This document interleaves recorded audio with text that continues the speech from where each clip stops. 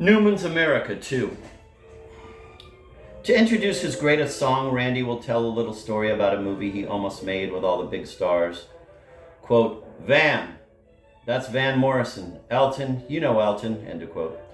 The joke of this small-time rock and roller up there with the big guns is more than obvious, but still funny. It would be even better if Newman made the whole thing up.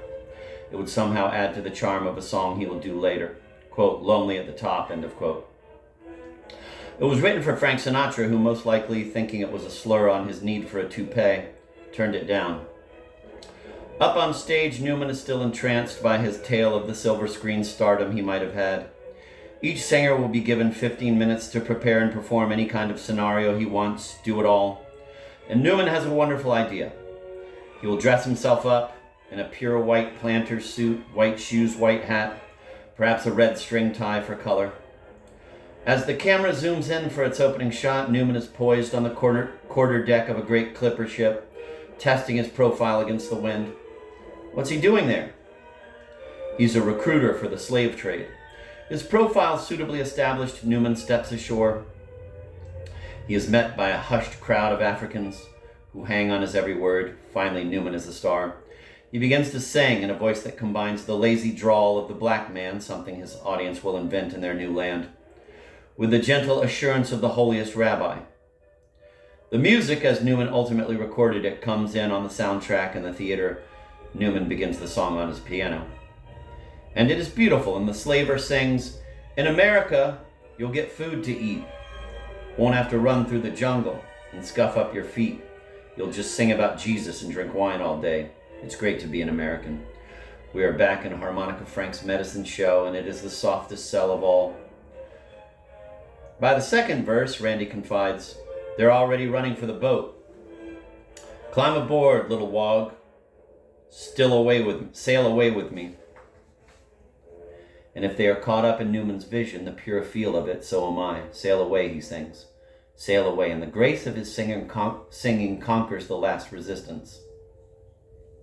It is majestic. You can see the glassy waters, the birds hovering over the ship as the last glimpse of Africa drops over the horizon. Quote, we will cross the almighty ocean in Charleston Bay. You can dredge through all the antebellum fantasies kicked up to defend the peculiar institution, and you'll never find an image of slavery as lovely as this one.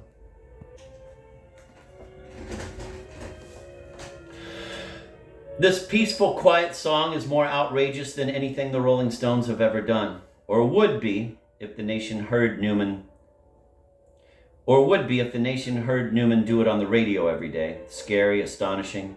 Newman has presented an American temptation, tempting not only the Africans, who became Negroes and went on to create the music that finally tossed up Elvis Presley, rock and roll, Newman and his audience, but tempting America to believe that this image of itself just might be true.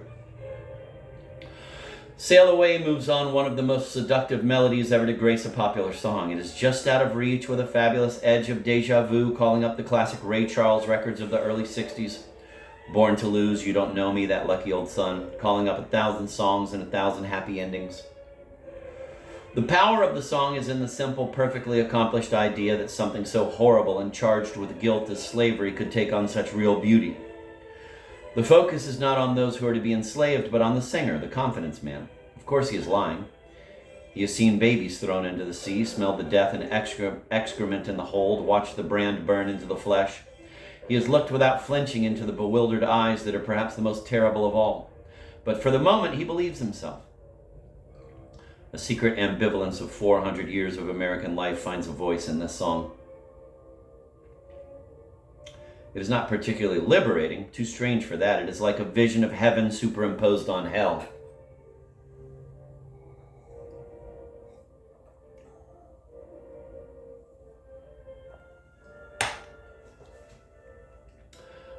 Y'all gonna be an American. Rock and roll has always specialized in racial paradoxes, but none as queer as this. It has virtually nothing to do with rock and roll as a musical form, save that Newman's singing owes so much to the blues, and everything to do with the rock and roll audience. Newman offers it a vision its members have spent years driving from their minds, bringing them back to a home that was never there. The song transcends its irony. It is, in the end, what America would like to believe about itself. And what 10 years of a war across the ocean and 10 years of bitter black faces will never let it believe, even in secret, that everything America did was for the good, better than good, that God's work really was our own and meant to be, that we brought something new and precious into the world, a land even the most miserable slaves would recognize as Eden. For if they did not, how could we believe it? Sailing across the ocean, the slaver and his slaves are in love. Newman's failure.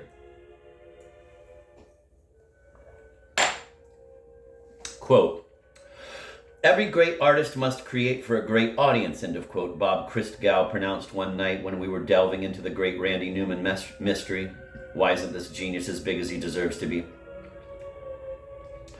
Christgau meant an aggressive, critical audience with a conscious sense of itself as an audience. But he also meant a big, broad audience, one whose complexity and diverse needs can push an artist beyond comfortable limits.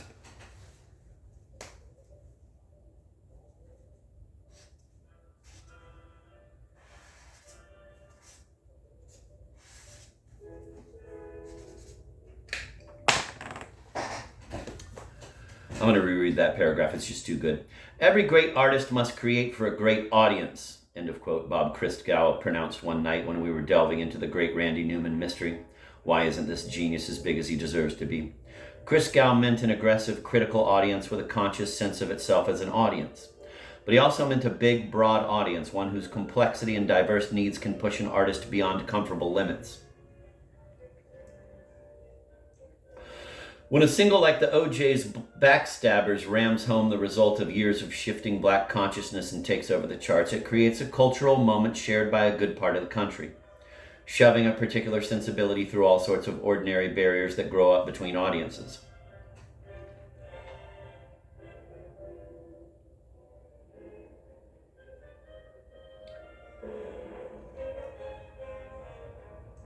The passion and clarity of the song can connect a black pimp whose life it was virtually meant to define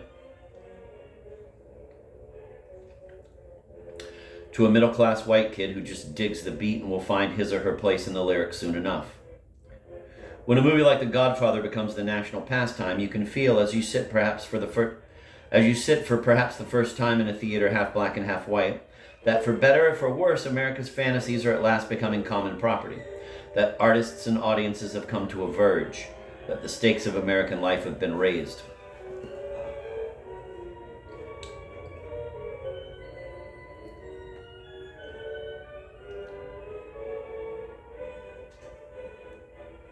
I'm going to reread that paragraph. When a single like the OJ's Backstabbers rams home the result of years of shifting black consciousness and takes over the charts, it creates a cultural moment shared by a good part of the country, shoving a particular sensibility through all sorts of ordinary barriers that grow up between audiences.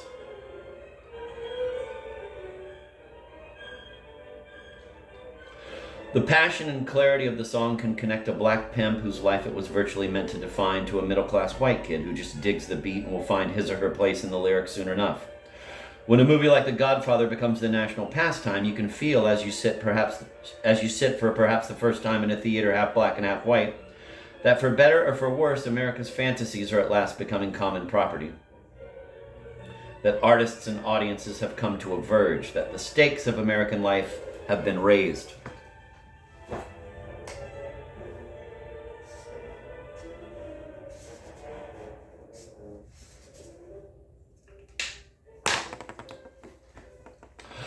If The Godfather had succeeded merely as a genre classic, it would have been a very different movie. The response it provokes changes how we see and understand it. Like Backstabbers, it matters. Has its particular meanings, partly because it is a hit. Without massive public response, we would not even get close to two crucial democratic questions worth asking about any interesting work of popular culture.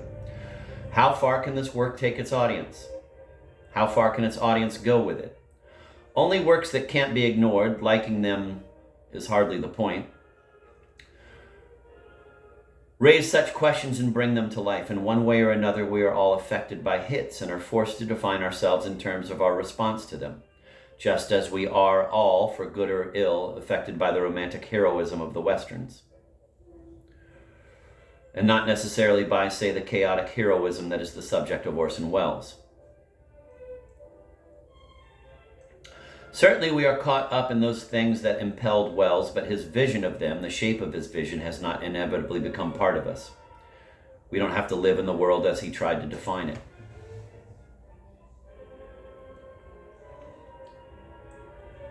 As we helplessly live out and respond to the nostalgia of John Ford or Howard Hawks. The life of a whole generation is authentically quickened and brightened by the Beatles. But it is not disturbed and sharpened by Randy Newman. The point is not that it would be good for people if the radio were playing Sail Away all day long, but that such exposure might be the only way to find out how strong the song really is. But Newman is quite different from Orson Welles, who lost a great fight with Hollywood in his attempt to get his movies made, because Newman is barely on the battlefield.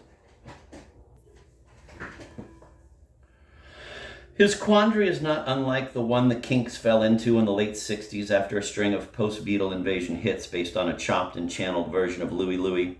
The sensibility of Ray Davies, their resident ex-art student genius, every British band had one in those days, began to take over the group. The Kinks became less of a band, less a bundle of ambition and lust for money, fame, and fun, and more of a means to Davies' fantasies.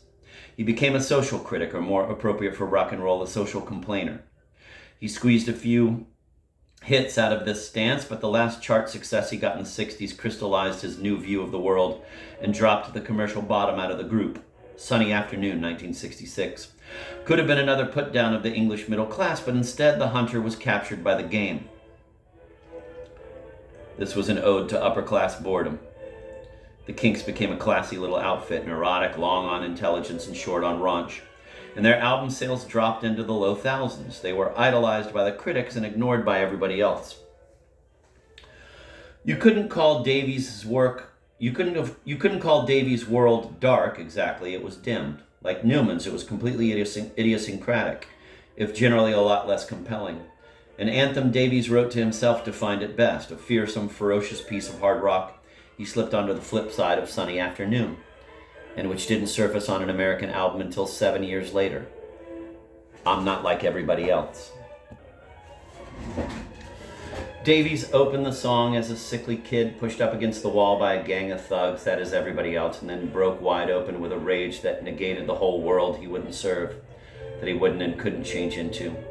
By the last fiery choruses, he was free, as free to ignore his listeners as they had always been to ignore him. It was a great record. And I swear I hear a hint of the closet Davies. And I swear I hear a hint of the closet Davies later came out of. Doesn't he scream, quote, "I won't go to bed like everybody else," end quote. Davies commenced to delineate the subtleties of nostalgia, the quirks of inadequacy, the aesthetics of oddball. For a time, his insulation produced appropriate fantasies, and also his best songs, such as Waterloo Sunset, an unbearably lovely tune about an old man who watches lovers from his window. Artistic privacy also produced terrible self-indulgence and embarrassing cuteness. The critics cheered the good and the bad, as they do with Newman, but finally even they began to weary in their proselytizing. Paul Williams, an original Kinks booster, reviewed their last bomb, quote, "For those who love the Kinks," end of quote, formally ending the great struggle to spread the word. But not quite. Davies had written Arthur, an opera about a post-Victorian lost in a 20th century world. Some of it was brilliant and some of it wasn't, as with all Kinks albums, which shouldn't have made any difference one way or the other, but an extraordinary push by two Rolling Stone reviewers, one of whom, I confess, was me, and its release at the same time as the Who's Tommy, suddenly nothing was as saleable as the concept of opera, which is to say art, made Arthur a decent success. The Kinks stumbled back to America for their first tour in years, and eventually got another hit, a big one with Lola, the tender tale of a shy country boy meeting up with a big city transvestite. Superb rock and roll and a pop masterpiece. The top 40 audience, which had grabbed for the record, not the Kinks, settled back, but as happens whenever a group gets a hit, the band picked up enough new fans to make them successful, 70s style. Instead of a little cult, they had a big cult. Davies' insulation was gone, and the sharp edge of his feel for being different collapsed into gross parody of the big bad world. His songs became either hysterically unfunny, the next album was called Lola versus the Power Mad Money Men, or something like that, or merely dull. An uncritical audience, a cult, was even worse for the band than uncritical critics. Davies' outsider stance, which had given his work what strength and vitality it had, was vitiated by the presence of an automatic audience. And yet the echo of that wonderful statement, "I'm not like everybody else," is still there, not in Davies' work, but in Newman's. The idea that communication is failure, because if you get what you have to say across to a mass audience, that means what you have to say is not deep enough or strong enough to really matter. Newman has said he feels his songs are disturbing, that his lack of success is due to the weight of his material and the discomfort of his version of the truth. He's not surprised by his small audience, just frustrated by it, because if he cannot get his work across, he is failing his work. That is, he can't win. Newman's most accessible songs, as he performs them, which is all that concerns me and all I think really concerns Newman, are generally his sledgehammer ironies like Political Science, Let's Drop the Bomb on All Our Snotty So-Called Allies, or Burn On. The genre only parodies the depth of Newman's talent, and it is impossible that he doesn't know it. If his thinnest, weakest work gets the most applause, what's he to think? That his audience isn't good enough for him? That he panders to his audience? This genre may expand anyway because one part of Newman wants the great audience because he knows his work deserves it. And what often happens to the American popular artist who feels he must grab the country itself and fails to even scratch it is that he tries so desperately and honestly to alter his work and honestly to alter his work in order to make it matter, not even compromising to make it palatable, though the line is hard to draw, especially for the artist, that he loses all sense of what impelled him in the first place. Either his career declines and he is forgotten, or he hits and decides that he has betrayed himself and his audience. Someday this may happen to Newman. His music will lose its subtleties. Even his humor will fall flat. Then he will be easier to accept and useless as an artist. Well, he knows all this, puttering around the house, watching Secret Storm and vaginal deodorant commercials just like I do when I'm trying to avoid doing some serious work like writing this book. But in one sense, none of it matters. In his case, because the deepest thing keeping Randy Newman from the American audience is his own sensibility.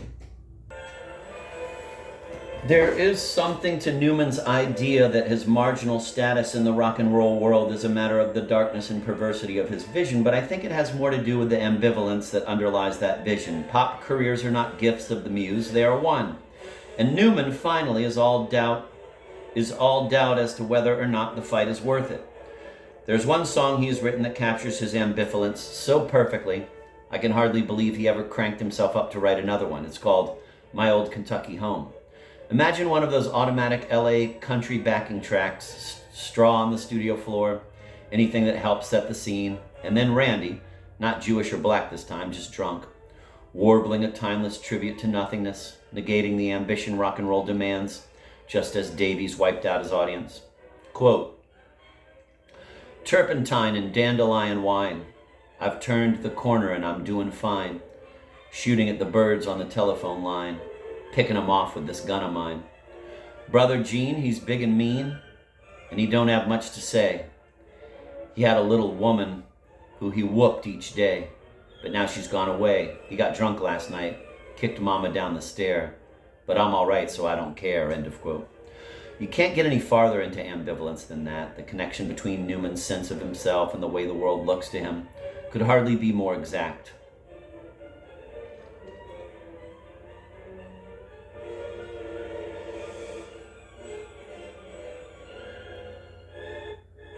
"You might turn into a homosexual someday," he told Susan Lyden. "Get religion, find a God. Maybe his entire generation would. Maybe the whole world will turn upside down and Newman will say yes to all of it," or something. He's not particularly ambiguous. His meanings, though they expand if you keep his songs in your head, are clear enough. Even if some singers have willfully deluded themselves into recording Sail Away as if it were a rewrite of Born Free, changing that disagreeable line about climb aboard little wog to little child, which I suppose means they know quite well what the song is about after all.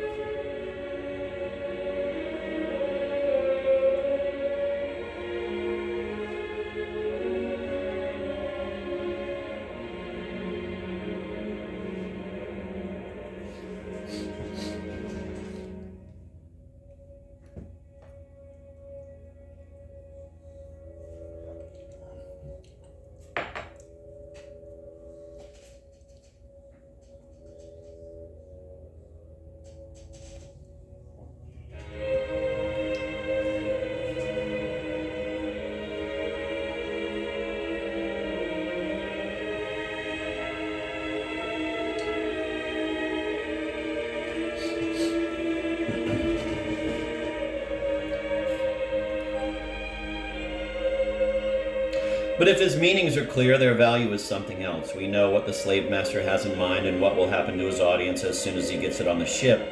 But who knows how to take it? You can't get out from under. That music just washes over you and makes you feel clean. When beauty and evil are so perfectly intertwined, what choices are really possible? There are no cheap thrills in Davy the Fat Boy because Newman's performance is strong enough to force the listener into all its roles: purveyor, victim, and drooling carny audience. His best songs implicate the listener. He goes far enough to wonder if everything might not be worth doing, which means he is far enough gone to wonder if anything is worth doing, such as pursuing an audience. If God, as Newman likes to see him, is something worse than ambivalent in his heaven, how could man be any better?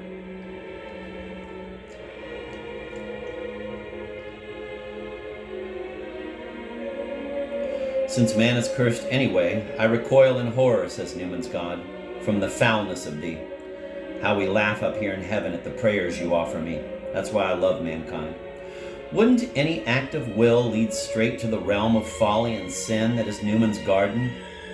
So far limited to his art, not yet taking over his life. Isn't it almost true by Newman's definition of how the world works that desire and action produce disaster at worst and failure at best? If Newman is necessarily ambivalent about the ambitions of his characters, how could he regard his own ambitions any differently?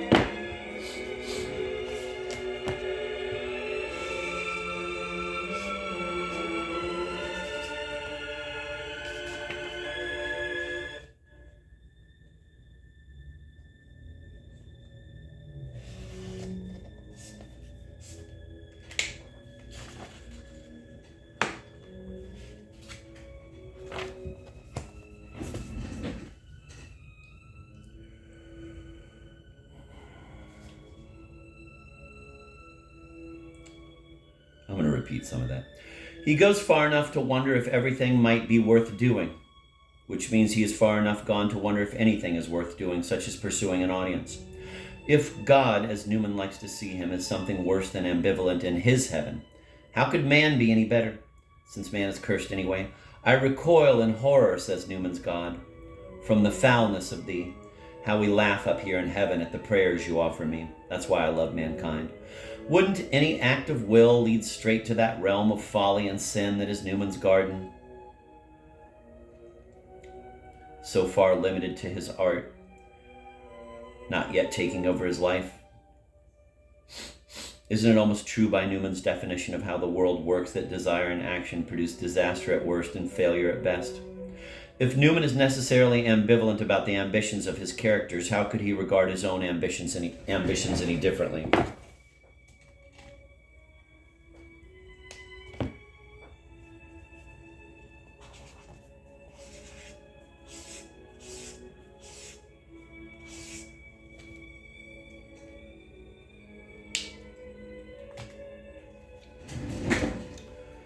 The answer is that he could be filled with such rage at the world for being the way it is that nothing could stop him from conniving against it.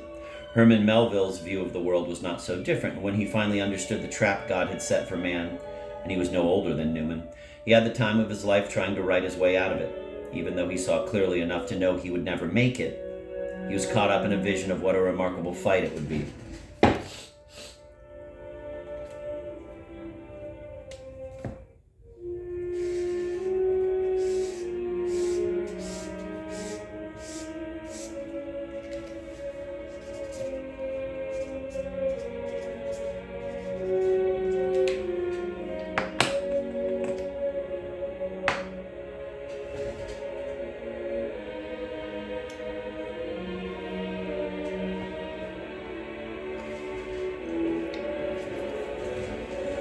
But if such a perception of the nature of things was enough to set an American's teeth on edge more than 100 years ago, it may not be anymore.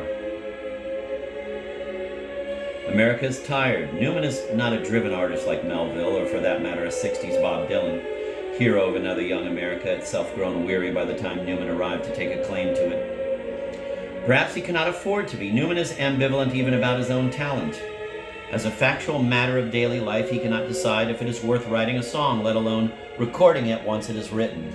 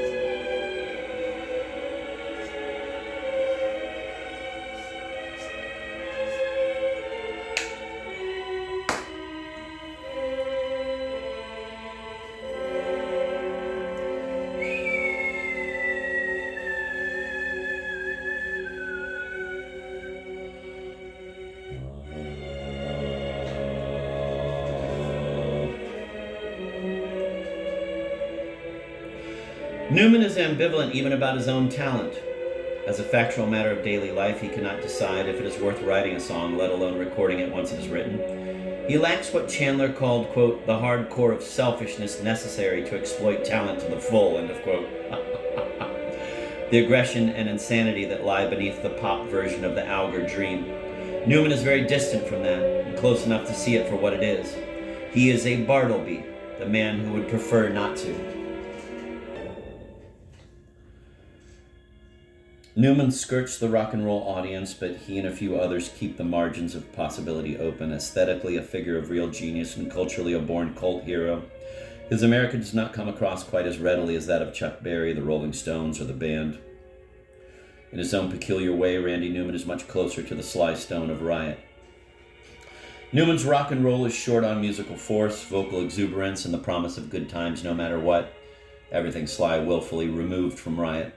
His work lacks the undeniable satisfaction we get from Mick Jagger roaring he can't get none. That kind of satisfaction is what we ask from rock and roll, but if Norman Mailer is right when he says that the worst American promise is the promise of an unearned freedom from dread, Randy Newman's songs may give us some of what we need. Laconic, funny, grim, and solitary, Randy Newman is a typical figure in the American imagination. The man who does not like what he sees but is wildly attracted to it anyway. The man who keeps his sanity by rendering contradictions other people struggle to avoid. For the moment, he carries the weight of one version of America on his shoulders.